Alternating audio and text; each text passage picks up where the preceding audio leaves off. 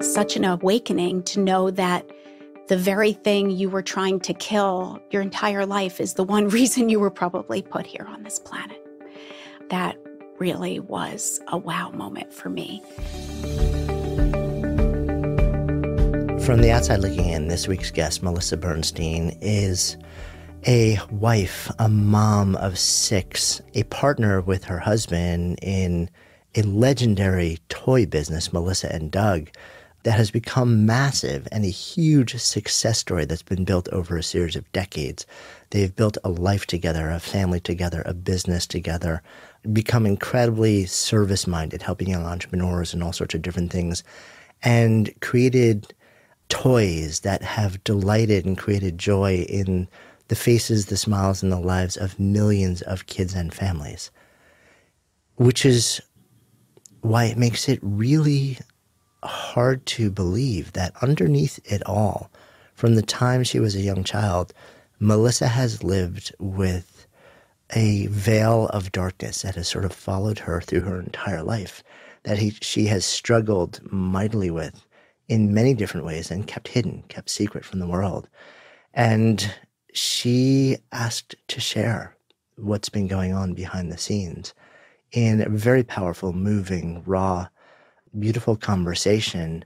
She takes us into a part of her life that has been entirely private, known to almost nobody, and how she has recently learned to almost mine that part of her life as source fuel for beauty and joy and delight in the world. I'm Jonathan Fields, and this is Good Life Project. There's actually a really interesting backstory that starts with you. I think the language you used was being born in a state of existential angst. Yes, it was only through listening to your podcast, truly, that something was evoked in me, and I felt for the first time that maybe I had something even deeper than the toys to share with your audience. And I've never been moved to do anything before. I literally was moved to contact you and hope that you might want to share my deeper story. Yeah, which I love, and I do want to share. So take me back. Right now, people know you as the co-founder of this incredible toy company that has been built. It's giant. It's impacted millions of lives and families around the world. And we might go sort of a little bit down the entrepreneurial path and some of the entrepreneurial education work that you're doing. But take me back to when you were a kid, because if you looked back then, I'm guessing where you are now is a profoundly different place than how you were feeling you were existing in the world. Yeah, I always say that, my mom always said I was born colicky. I was never able to be soothed. And now I realize it was really my existential angst rearing its head even from the moment I was born. I never felt normal. I always had these really deep questions in my head from my earliest recollection, questions that weren't normal for like a 3-year-old. Why am I here? What's the meaning of it all? What's the point of even trying if we're all going to just disappear? What's my purpose? And I was forever churning without anyone to really answer my questions. And these are questions that most people don't ever deal with. and if they do, usually it's somewhere in the middle years of their lives. And this is something you were dealing with at your earliest memories. Yeah, when I was 5, I literally wrote a poem because I have the year on it. It was crazy. I wrote, "The burden of myself is almost more than I can bear. Yet rather than slip further down this mountain of despair, I think I'll cry for help and hope that someone hears my plea before there is no chance at all to ever rescue me." At 5. And these poems would just appear in my head continually, but they were all of fear and doom and gloom and dread. Like nothing was happy about them, really. So I would constantly write down the words, and there were notes too, music, songs, and words that appeared in my head. But they were very, very desperate and not something that I could ever share with anyone because they were so dark, deep, and full of despair. Did you have an understanding of what darkness and despair was, in the sense that this was something that would not be comfortable to share, even at that age with your parents?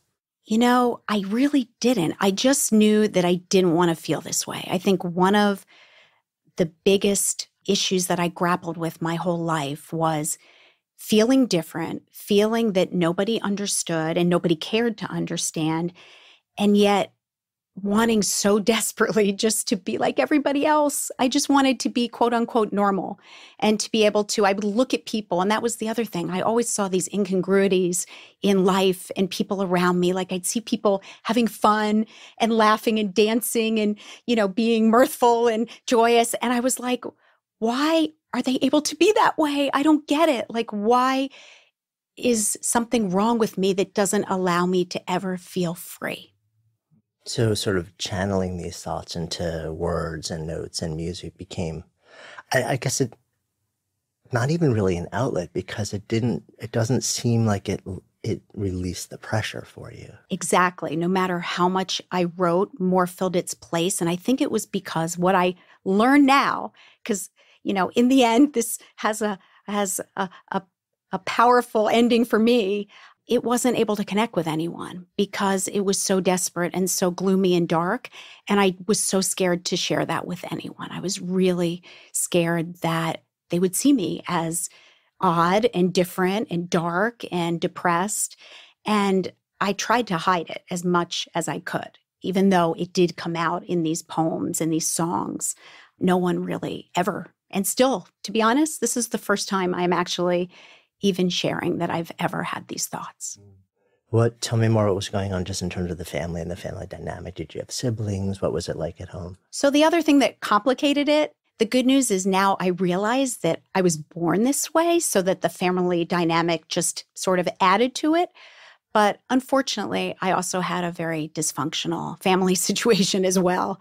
My parents, no fault of their own, didn't have great childhoods themselves. So my family was very dysfunctional, and my only sibling was a special needs brother who was suicidal most of his life. I was his only source of comfort to help him feel that his life was worth living and that he shouldn't take his own life or kill some of the others who had made him so miserable. It further isolated me and made me feel that any emotion that was negative wasn't something you could ever share. I always sort of had to fix everything. And, there was a lot of anger in my family. And I always felt that I had to be good, perform well, be the best I could be so that I didn't irk someone and get them angry at me, and so that my brother wouldn't do something terrible. I can't imagine the burden of that at any age, let alone such a young age when nobody is equipped to understand how to process any of that. Yeah, it was, I didn't know it at the time. I thought this was, how every family was. So I never thought about it that way. My family seemed to be a normal family, in other ways. And I think I didn't realize it until, again, sort of got to be an adult and began to process all this, that I saw that, wow, not only did I sort of have this heavy, deep, dark personality, but I also had some other complicating factors that really just added to the repression that I already engaged in. When did you, I'm making an assumption that you ever did actually, did there come a time when you said, okay, I can't keep this to myself anymore. There's somebody close to me, whether it's a parent, a close friend, your brother, who needs to at least know what's spinning in my head? So it's funny. There are only 2 times in my life that I can remember even letting out a little bit of it. And I'll tell you, it came out certainly through my self-punishment later. But one time when I was literally having truly a nervous breakdown in college, and I was at a moment where I just needed to talk to someone so badly. I called a friend of mine on the phone, and I started to tell her how I was in a very bad place and I was having these awful thoughts. And she said something, again, I still don't forget, 30 years later, she said, "What? Are you telling me that Missy Landau, which was my name then, is having these thoughts. Like, I thought you were perfect. I can't believe that you, of all people, would be in such a dark place. And I heard her say that, and I literally started to have a panic attack. And I quickly was like, oh, well, those were thoughts I was having a few days ago, but actually, I feel fine now. And I quickly sort of hung up the phone, because everyone was shocked, and no one thought that someone like me, because I gave this persona that everything was great, could ever have those feelings. So I felt like a fool. And actually, I berated myself for months after, like, how could I have ever let her know that? And then later on, just maybe 5 years ago, I shared with someone very close to me, a family member, some of my poetry and some of my dark poetry.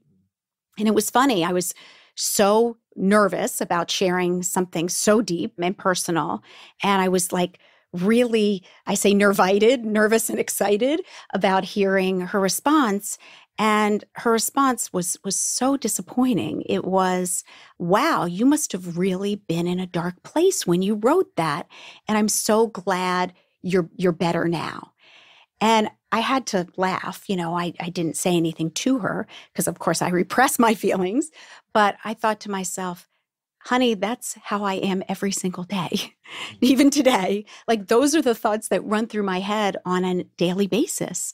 And, sort of that she didn't want to go there. And she was kind of like, wow, you were that way a while ago. Thank goodness you're over it now, as opposed to sort of realizing, no, I'm trying to share with you that this is actually what I still feel like every single day of my life. So, I didn't ever share it with anyone. In fact, I hid every little remnant of being weird, which I thought I was. I felt like I was truly from another planet and did every single thing I could to fit in. But interestingly, what I've learned is you can't hide feelings like this and repress them. You can only do it for so long because they start to come out in other ways. What would you do to fit in? Like, because if you're looking out at the world and you're like, okay, I need to play the role of being normal, what did you perceive that role to be? So I was desperate to be popular for whatever reason. And I'm talking not just desperate, I was obsessed with being the most popular for whatever reason. I'm a small, petite brunette. I wanted to be tall and blonde and have a really great figure, none of which I have, for those of you who can't see me. And I literally, and again, part of my issues are I live a lot in my imagination, and I would literally become someone who was leggy and blonde and beautiful and outgoing. And I just desperately wanted to be that person. So I tried my whole life to fit in with those types and to be seen as popular and with the in crowd. I never in a million years embraced any of who I was and struggled so hard and I felt like I was always clawing my way to be accepted by the crowd, when the truth was I wasn't anything like the crowd. And it was so not me, which they clearly saw because I was always sort of like on the fringes, but never quite there because, the truth was I wasn't anything like them. Yeah. So you literally created like an alter ego.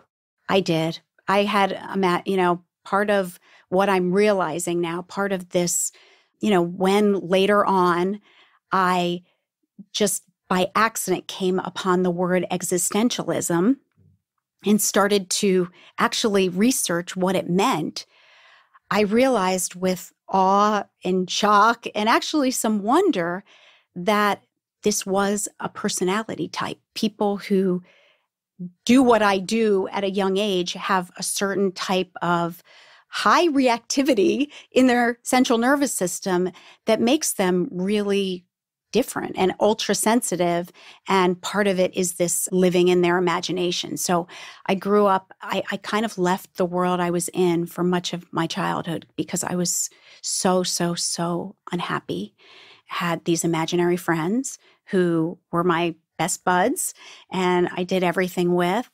And at many points, even in middle school and high school, I developed an alter ego the person I really wanted to be and would tell people it. I actually, in my adult life, I try not to have a lot to do with people from my childhood because I honestly sometimes don't know where the truth begins and the fantasy ends, because I would tell people things about my life that weren't part of my life, that were this thing I created in my head to feel like I fit in and I was normal.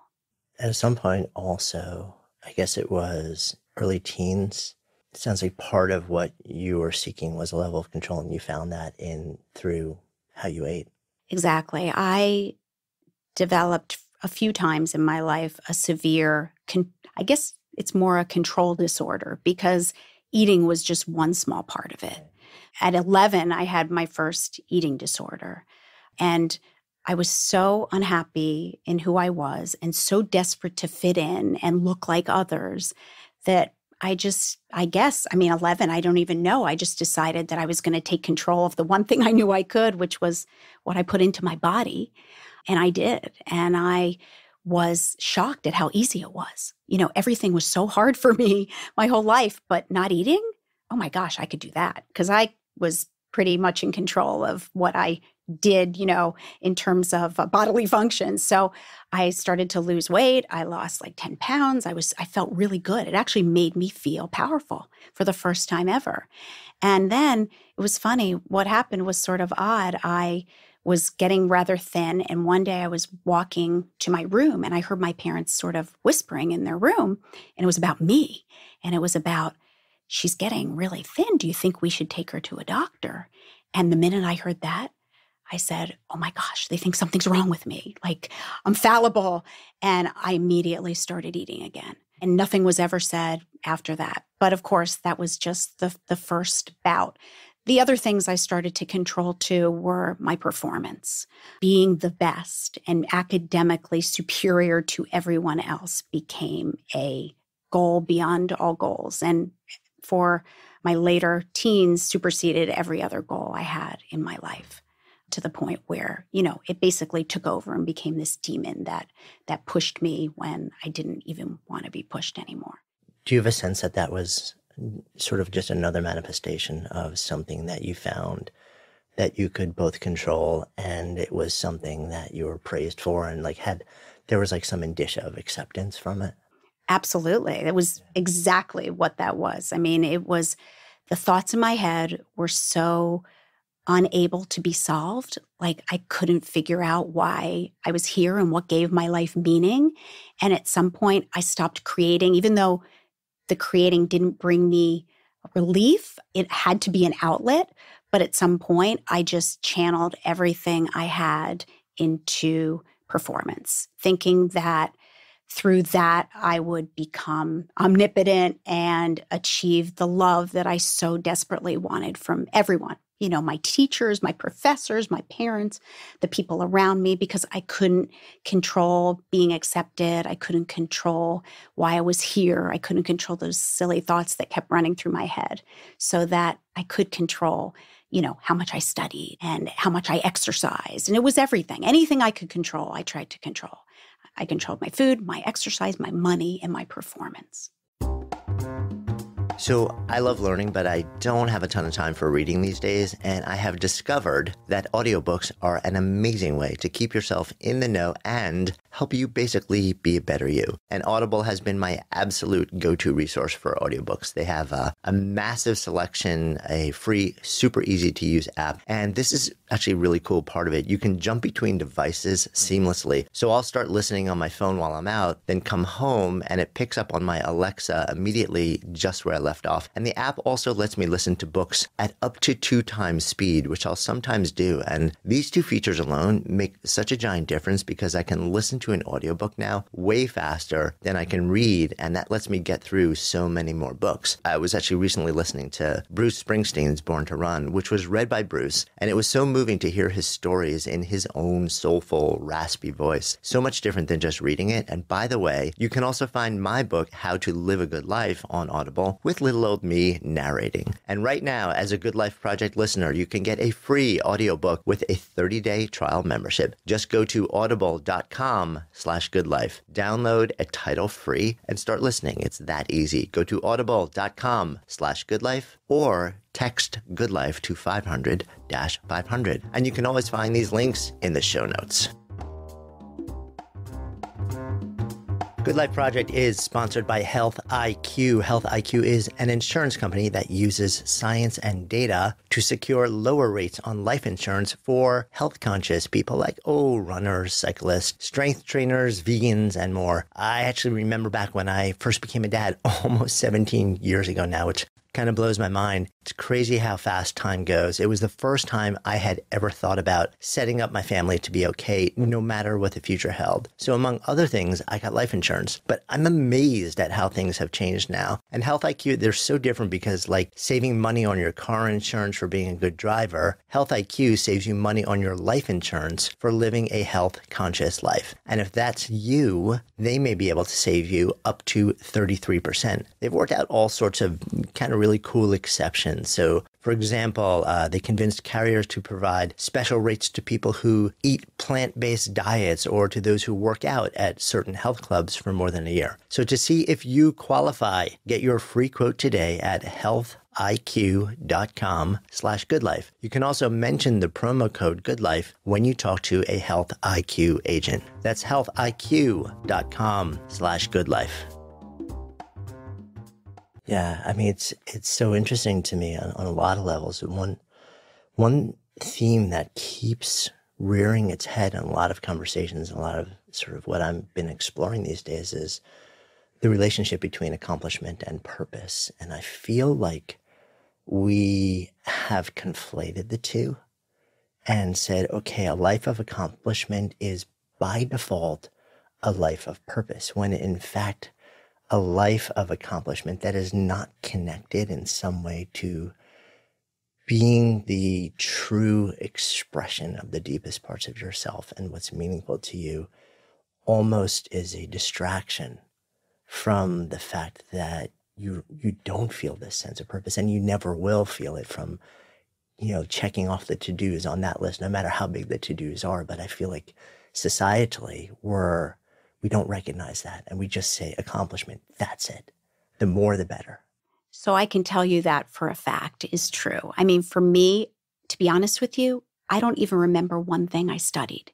It was only about getting the A. And to be honest, that superseded everything. I would cheat. I would do whatever it took to get the A. It was almost like I had a higher moral purpose and nothing mattered other than getting the A. Didn't matter how I got it. It was literally like I was motivated by this internal force that I couldn't even control. And anything short, by the way, of an A+ was failure. It wasn't gray. It was A+, you succeeded. Anything short of that, you are a failure. And it was literally, my self-punishment was so great and so severe that I was deathly afraid of that person that would come out if I didn't perform perfectly. So you're living with this through and into college. And as you shared, there came a time where everything fell apart. But it sounds like on the one hand, everything fell apart. But then at the same time, you were still trying to sort of paint the picture of it not having fallen apart. Yeah, I mean, again, nobody to this day even knows I went through these things. But my junior year of college, I reached a point where I had channeled all my social misfittedness into academic pressure. And when I realized that I was not going to achieve that perfect A+ average, I literally crumbled like a teacup, a china teacup. And I experienced a complete nervous breakdown. And it was ridiculous. It was over one class that I was having some trouble completing a term paper for. And that term paper became literally like my nemesis in every single challenge in my life and pain in my life that I hadn't been able to overcome. And the bigger that became, the harder it was for me to finish it. And I literally got to the point where that term paper became everything I stood for. And I knew one day suddenly that I was not going to be able to complete it no matter what. So I ran to my dean. I literally made up some crazy excuse that my mom was ill and I wasn't going to be able to finish it and got an incomplete. And anyway, that led to a complete crash. And I was studying abroad the next semester in Japan. So my crash, ironically, came when I wasn't even home. I was in severe eating disorder mode and severe exercise mode. And I basically was, an eating disorder is trying to kill yourself, but very, very slowly. I was starving myself to death. When I came back after that 8-month period, I weighed 82 pounds and literally looked like a skeleton. Now I weigh, 20 pounds more and I'm still thin. So you can imagine what 82 pounds was. And exercised each day to the point where when I would sit down, my limbs would just involuntarily shake because I had so overused my body. So I couldn't stop moving and I wouldn't let myself eat. And I didn't really ever see the country around me. I just was walking the entire time. But again, all part of the journey to the point where when I came back, literally, I met my now husband, Doug. And that's when I started to see sort of a light at the end of the tunnel. How did you meet Doug? Gosh, I don't like to say it's the Jewish matchmaker story, but in a way it was. I have Jewish parents, and so does he, and they met each other through a mutual friend, and were trying to introduce the two of us for quite a long time. Now, I didn't want to have any part of it. I had a boyfriend and he had a girlfriend, so we would kind of pay them lip service, but never really call each other. But as he says, at one very weak and desperate moment, he decided to call me. I picked up and we had a really long talk, and he ended it by saying, "Hey, would you like to continue this over dinner?" And I was like, "Sure." I was 19. So we went out to dinner. His first thought, we never talked about it, but his first thought when he saw me was like, "Oh my gosh, she looks like she is emaciated." What happened then, and again, never talked about it, he said he felt that he needed to make me eat. And because I was a pleaser and never wanted to get anyone angry with me, when he told me to eat, I would eat. And I didn't want to eat. So when I wasn't with him, I would starve myself still. But I didn't want to displease him. So when I was with him, I would always eat, and he would make me eat dessert and all these things that I viewed as bad. But gradually, because of that, I started to, despite my not wanting to, gain weight. So it's like he was a caretaker and you were a pleaser, which in certain circumstances is going to be really bad. But it seems like in some way it worked. At that moment, at least right for that moment in time. Was exactly what I needed.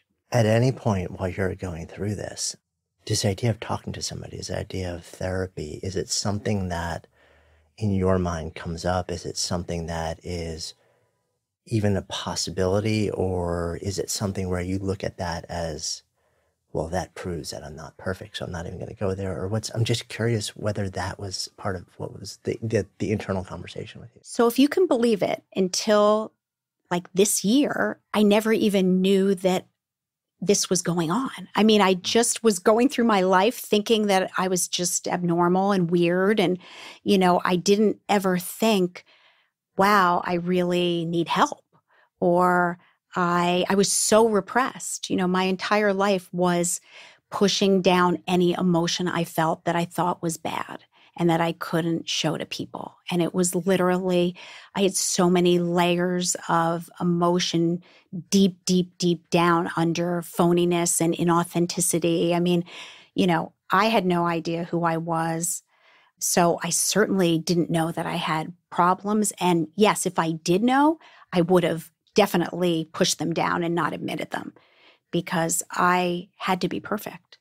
Have you talked to Doug since then more about those early days and sort of what he was thinking in the early dating times around you and how intentional his behavior was and whether he questioned whether there was something else going on? It's interesting. And I think one of the reasons we got along is he isn't that type of person. I am so ultra deep in a bad way and heady. And, everyone always said, you're too this, you're too heady, you're too sensitive, you're too intense, you're too emotional, and he is not. He is about action and doing and not thinking a lot and not talking a lot. So we really didn't. That's the thing. I haven't even talked to him about these things. That's why this conversation is such an odd thing for me, because I haven't, other than a therapist I'm now talking to who's helped me a great deal, I've never talked to anybody about it until literally maybe a year ago, including my husband. So, because again, these feelings are not good ones. It's not like, hey, Doug, let me tell you what's on my mind today. What do you think is going to happen when we're not here anymore? It's deep stuff, and it's stuff that I'm uncomfortable with too. It's not happy. So the things I think are not good thoughts. I have to push, well, now I'm doing something different, but my whole life I pushed them very, very deep so that I could have the happy thoughts above it. But the truth was, like I said, you can't repress things forever because they well up like a blister and ultimately, have to pop. Yeah, it festers. It's a matter of when and how. So you meet Doug, you start dating, then she get married, and you both become partners in life and partners in business, Well, actually, we start our business when we're just dating. That's right. So, yeah. So fill that in a little bit for people that don't have a sense of it. So to further complicate things, which is really hysterical now and is great fodder when I talk to young entrepreneurs.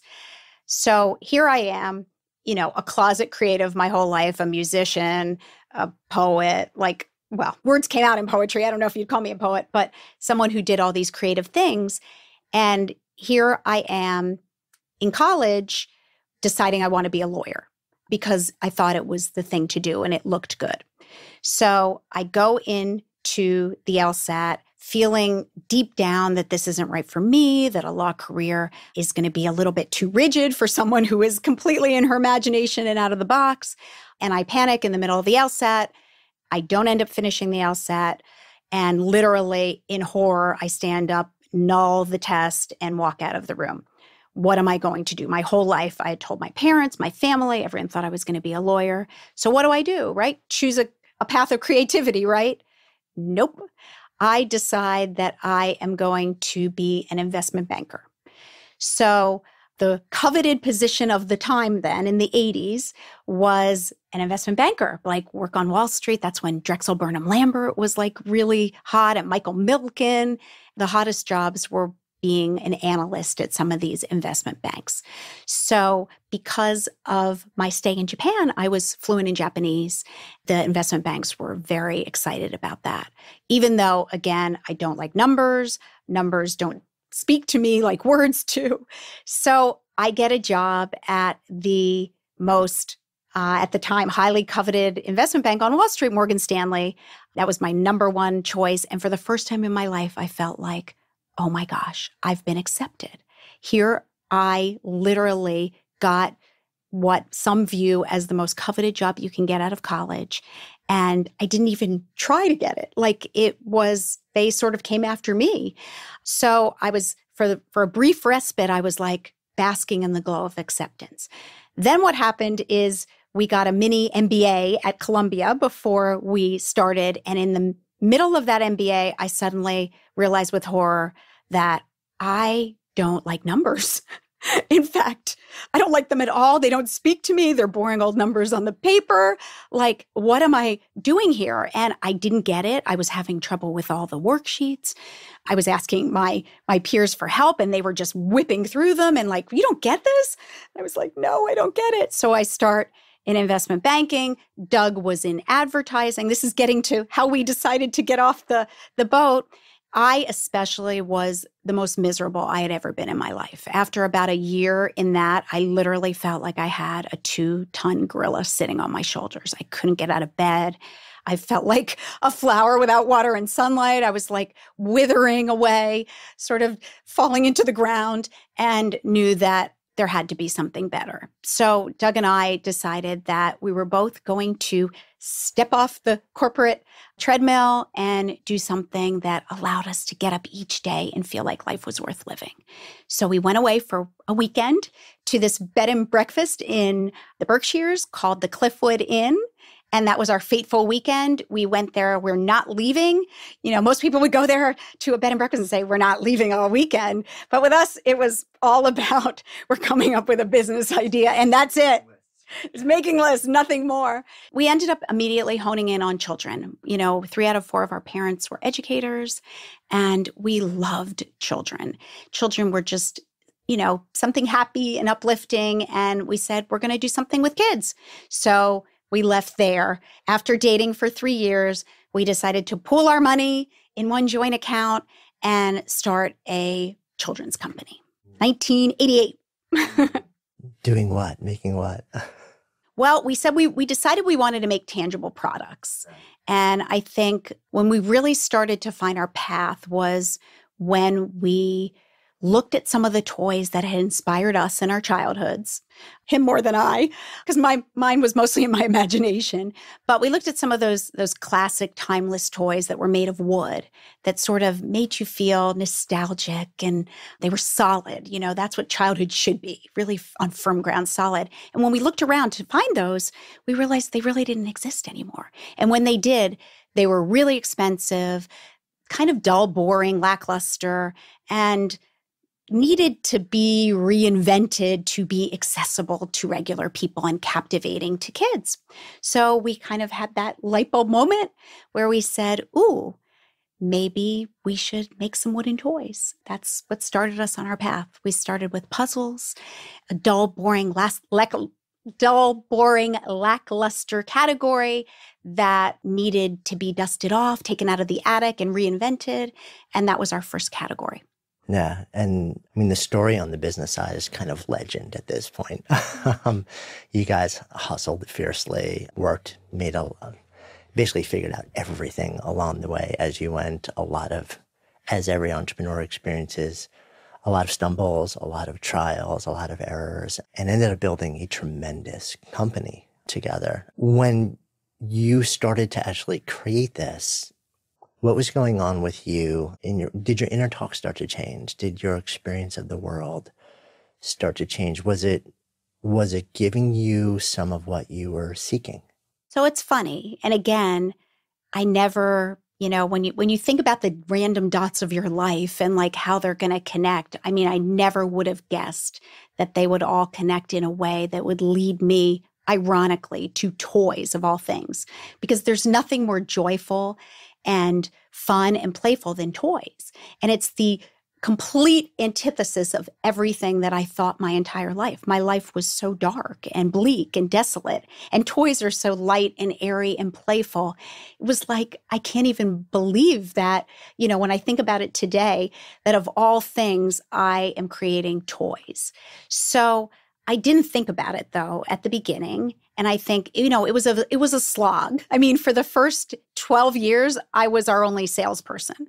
So, Doug helped too, but he did a lot of other things as well. So although I was creating a few toys at night, we didn't have that many at that point. And I was really selling, which was one of the most challenging things of my life because, I'm the last person who should be selling product. Right. And also I'm just thinking that, sales is the one thing, like sales is defined by sort of like nonstop no's, Exactly.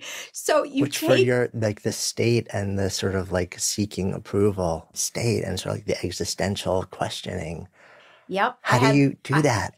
I literally had to say to myself every single minute, pick up the phone and just dial, because thinking was really, really bad, because I would envision a toy store with the one sole proprietor in that store sitting behind the counter waiting for the phone to ring to be a customer, and then pick up the phone and hear me on the other end. Hi, can I sell you something? So it was the most challenging years of my life. But the irony is, by the end of it, I actually grew to need it, because sales is a drug. And I ended up making quite a game out of it to try to convince the person on the other line, the other end of the line, that my product was going to change their lives, and to get them to go from saying, absolutely not, I will not buy your product, to saying, sure, I'll take it, got me a high unlike anything I had ever experienced to that point. And when I stopped selling 12 years later, I actually started the days very depressed. I had to artificially get myself up. So as challenging as it was, I had to do it or we would starve. As it was, we were eating, the story, ramen and turkey hot dogs. We truly were, the hot plate for 2 meals a day. So without the sales, we would have had to give up the dream. Yeah. So you're creating, you're selling. Along the way, you guys got married, started to make a family together, because creating things for kids wasn't your only passion. It was parenting. Exactly. I mean, so that's the other amazing thing about my life. I now see that this personality that I've been, I will say, given isn't the most conducive to raising kids either, because I'm highly sensitive and highly reactive. But along the way, yes, Doug and I have had 6 children, as well as a whole bunch of product children. So both. So yeah, trying to do both at the same time was in itself a huge challenge, and something I talk a lot about to other women. And also, I mean, it's, challenging enough to be a parent. It's to then be a parent to 6 kids plus a company, whether you're, like a father or a mother. But then if you add on top of that, the sort of the inner world that, tends to default to a not great place. I'm curious how you navigated that as a parent and interacting with kids and sort of, I'll just throw that out there. Well, in a way, those years were really good for me because I couldn't think too much. It was so reactive for so many years, responding to their needs and doing everything they needed to make them happy, and, school meetings and business. I literally didn't even have a moment to breathe, 24/7, sleeping, 4 to 6 hours a night. And in a way, that was good for me because I couldn't think and I couldn't despair. I just had to put one foot in front of the other and make it happen for my family and for the business. Like I said, to do that for too long, though, obviously, it starts to bubble up. But for literally 20 years, that is what I did. And I think the hard part, in parenting, being the type of person I am, though, is I am a fixer. My biggest mistakes in being a parent, and I joke sometimes the reason I had 6 kids is so with the last 2, I could fix the mistakes I made with the first 2. But I still am making those mistakes, and I can't have any more, so I don't know what I'm going to do. But, I was too much of a fixer, wanting things to be perfect for my kids because I didn't want them to go through the pain that I felt so much as a kid. And, I don't think they suffer the same kind of thoughts I suffer. So I should have let them more find their way on their own. But instead, I'm very quick to swoop in and want to make everything better, because part of my issue is I have a very hard time with other people's pain. I feel it so deeply and profoundly that it hurts me like in my soul when my kids are not happy.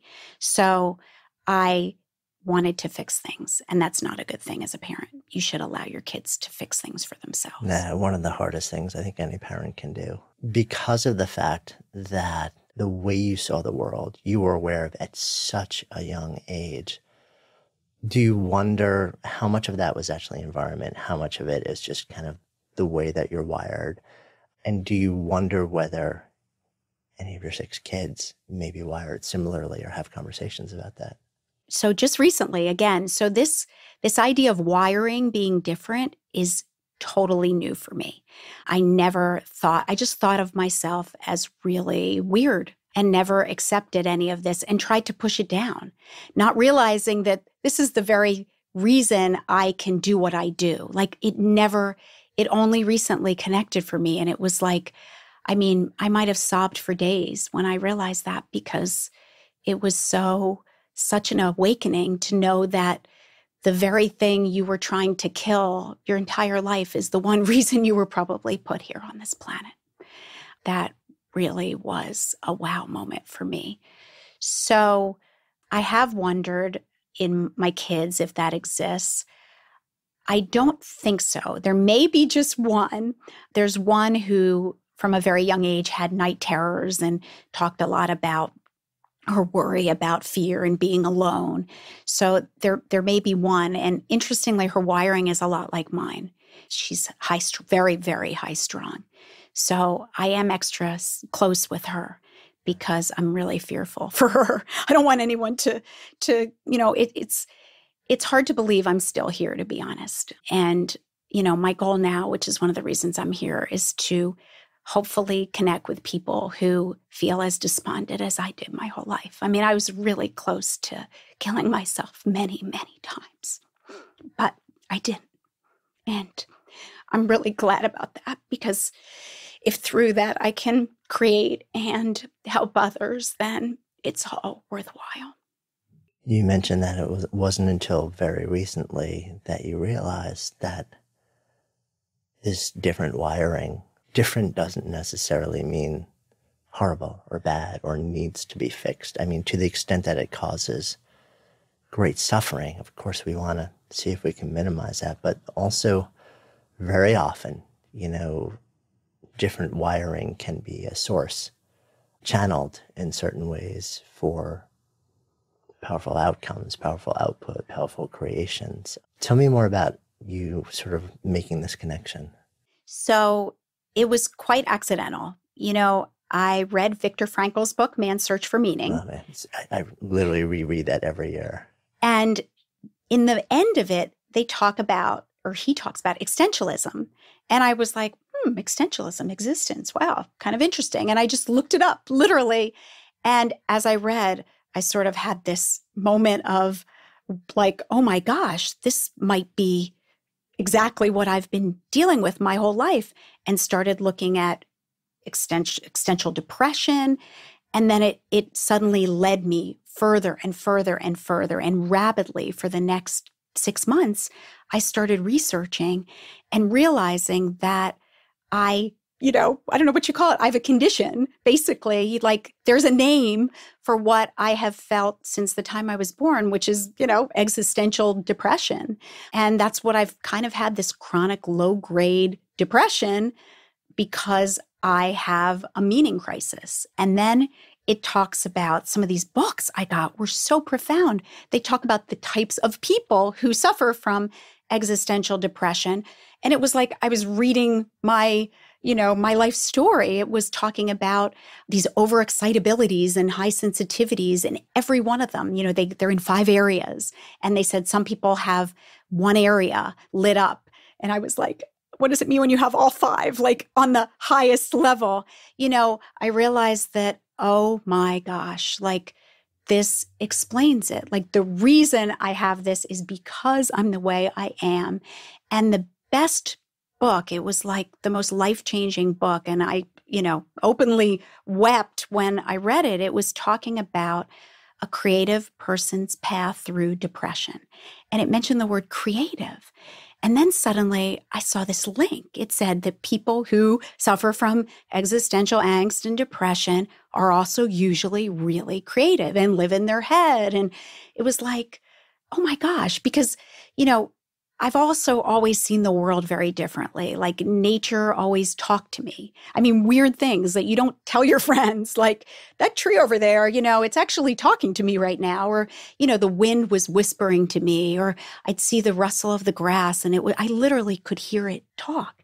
And when I did write, not so much about despair, I wrote a ton about nature. Like I love nature. And I do feel like nature is alive. And, when I see the waves on the shore of a beach, like I see it, I wrote a poem once, the waves so gently lap the shore, then hasten back to ask for more. And I can only sit and stare, witness to such a strange affair. Like I saw the waves lapping the shore as like a lover, like, saying, come get me. And the waves saying, ha ha. And like the shore saying, come on. And the teasing game, like everything was this metaphor for me. Again, that heightened level of awareness is the reason that I can create. So the most profound awakening came when I read a book about people who constantly ask the question, why? Why am I here? What does it mean? What's the point of it all if we just all turn to dust? Because those are the questions that unfortunately forever plague me. And it said, something so profound. It basically said that, the universe doesn't tell you what meaning is. Like it doesn't say, here is meaning and go find it. It's up to you. Like you have to define, create, and commit to what meaning is for you. And it's different for everybody. And then get out there and start doing it so you don't fall victim to despair. And that was so profound. It basically said, like, you aren't going to get the answer. But if you continue to take that angst and turn it into something that has the power to touch others and impact others, you will find your meaning.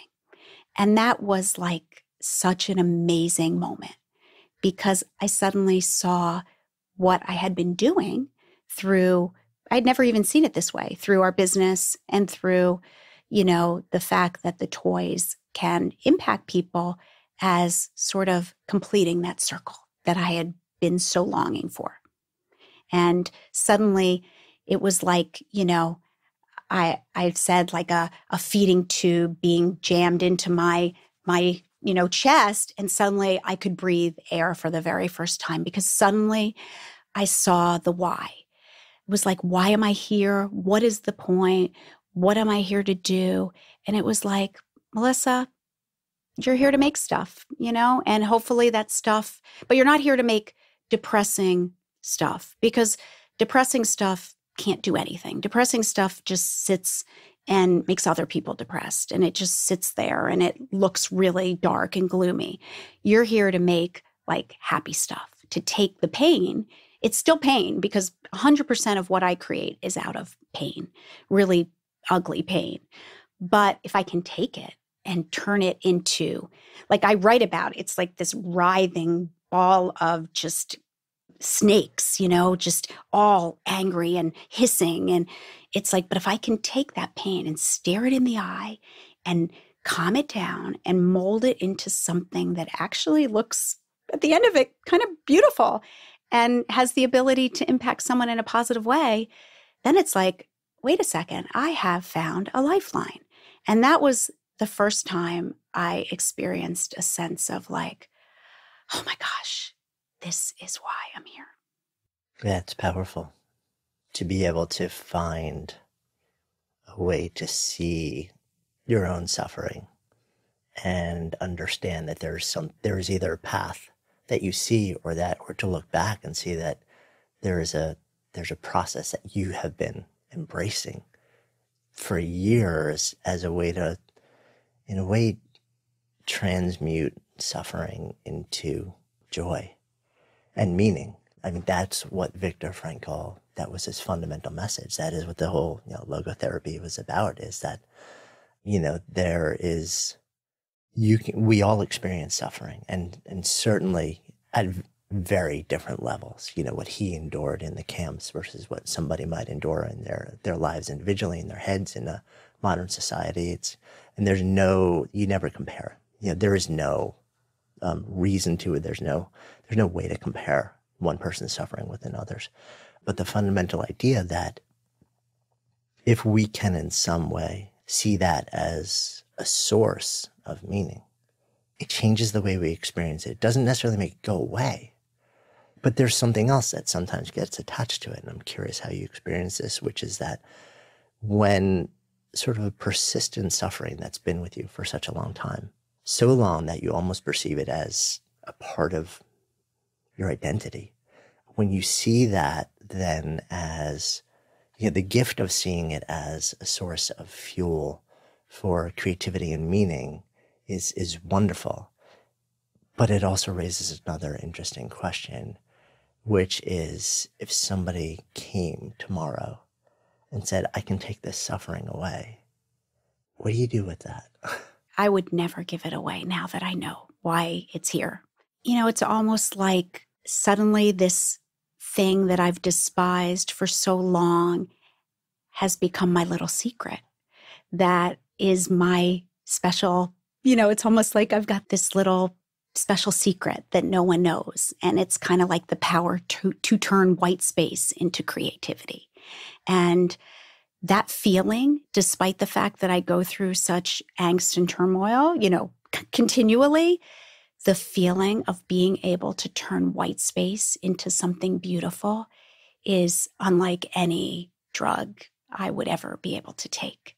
So, I've swung between the lows and highs, but I would never, now knowing it, give it away.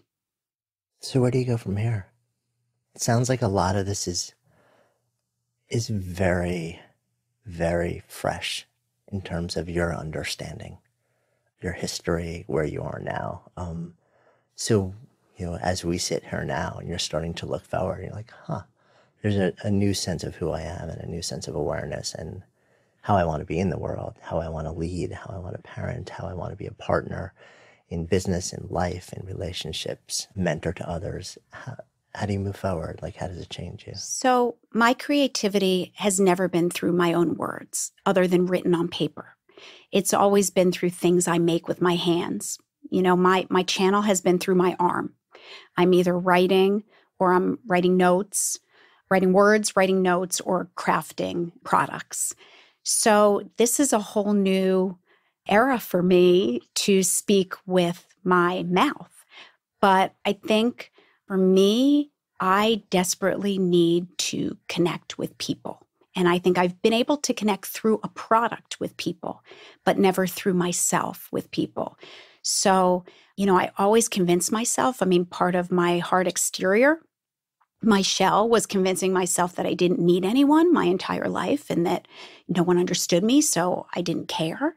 And I convinced myself of that really up until, to be honest, like the last couple years, that I don't need people. I'm fine as I am. I'm a rock. I'm an island. I write about it all the time. Not like that. But now I've realized kind of with shock that I actually do need people. And I do desperately need to feel connected. So this next chapter is about, and my whole life I've been so inauthentic and such a shell, for what I thought others wanted me to be or what I needed to be accepted, that this is about like removing the cloak and saying, here I am, like I'm real. You're seeing me for all my, churning and all my flaws, but maybe we can connect that way and I can help you to be a better form of who you really are. So my goal is to not only create toys, because that's one of the ways I channel the pain, but also to do it through connecting personally and through my voice and my being with people and helping them to find their voice and their passion and figure out why they're here. So as we hang out here right now, the name of this is Good Life Project. So if I offer that phrase out to you, to live a good life, what comes up? So there's a great Gertrude Stein quote that is, the artist's job is not to succumb to despair, but to find an antidote for the emptiness of existence. So what I needed to do to be whole was to create for myself a mantra that I could use every day when I started to feel myself go into that really dark place. And so I wrote a poem because, again, my job is to find my way out of this. That's why I'm here. Otherwise, why would I be here? So basically, my poem for that is step on out of the brain and move into the heart, free to channel the pain into jubilant art. And for me, that says it all, because when I live in my head, it's a very dark place. And that's where all the thoughts come. The thoughts are dark, very dark. And when I live in the bottom of my heart, in my gut, that's despair, that's depression, and that's very low. So my goal is to step out of my brain, move into my heart. When I'm in my heart, like the upper heart, that's where I'm free to channel the pain into jubilant art. And the goal for me is to take all that pain, transfer it into something tangible, but not something tangible that's dark and gloomy, but something that's jubilant, something that I can then take and I can say, look what I made you from all this pain, but look, there's no pain in it. It's full of joy. It's full of light. It's full of laughter, and I can hand it to them. And through that, I can impact their lives in one way. Because my true goal is that if I give and they receive, that giving and receiving becomes the very same thing. And that the rest of my life can be spent giving while receiving. Because, in the end, we really are all one. Thank you. Thanks so much for listening, and thanks to our fantastic sponsors. If you love this show, please support them. They help make the podcast possible. Check out the links in today's show notes. And don't forget, by the way, to grab your spot at this year's Camp GLP. It's an amazing way to step out of your life every day, out of the frenzy, and just spend time reconnecting with who you really are, meeting amazing new friends, and learning a ton along the way. And if you've been waiting, be sure to register now to lock in your $200 super early bird discount. Learn more at goodlifeproject.com/camp. See you next week.